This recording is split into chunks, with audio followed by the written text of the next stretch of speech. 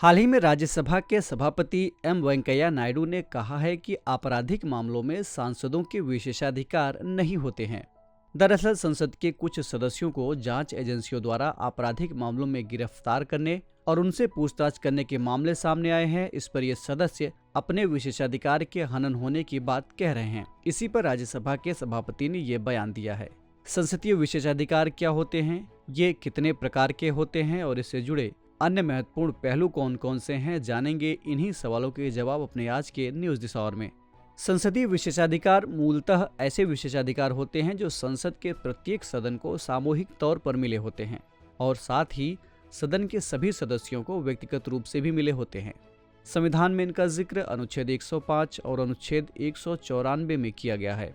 अनुच्छेद 105 में संसदीय विशेषाधिकार की बात की गई है, जबकि अनुच्छेद 194 में राज्य विधानमंडल से जुड़े विशेषाधिकारों का जिक्र किया गया है। संसद के सदन, समितियां और सदस्य अपना काम बिना डरे हुए और बिना प्रभावित हुए निर्बाध तरीके से कर पाएं, यही इन विशेषाधिकारों का उद्देश्य है। इस तरह संसदीय विशेषाधिकार का मूल भाव संसद की गरिमा, स्वतंत्रता और स्वायत्तता की सुरक्षा करना है।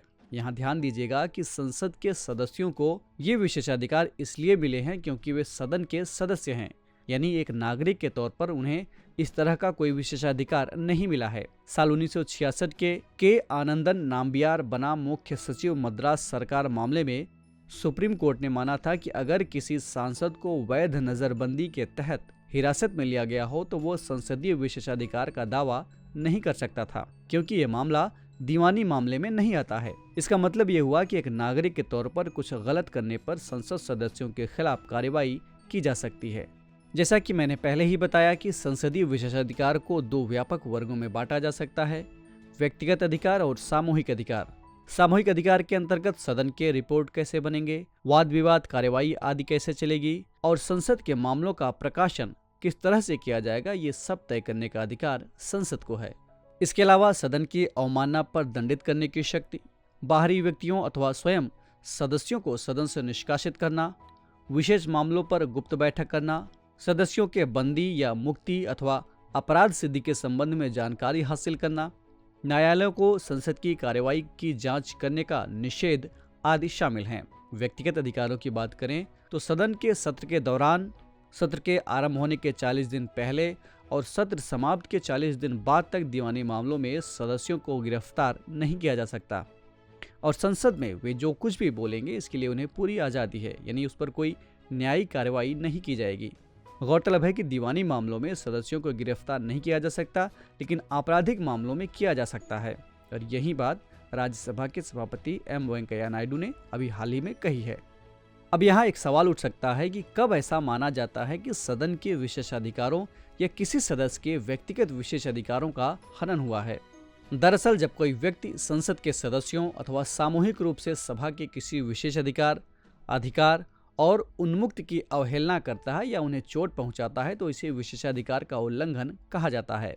इसके अलावा सदन के आदेशों को न मानना अथवा सदन अथवा इसकी समितियों, सदस्यों, पदाधिकारियों के खिलाफ अपमानित लेख लिखना भी विशेषाधिकारों का उल्लंघन माना जाता है।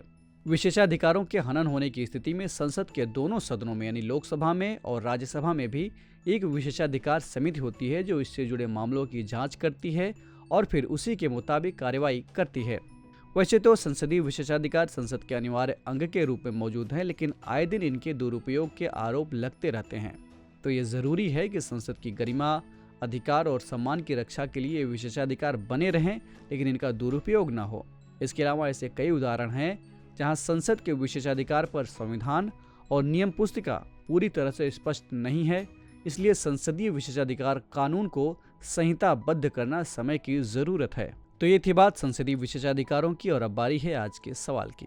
आपको कमेंट करके बताना है कि इन संसदीय विशेषाधिकारों के स्रोत क्या क्या हैं, कौन कौन से स्रोत हैं जहां से ये निकल कर आए हैं।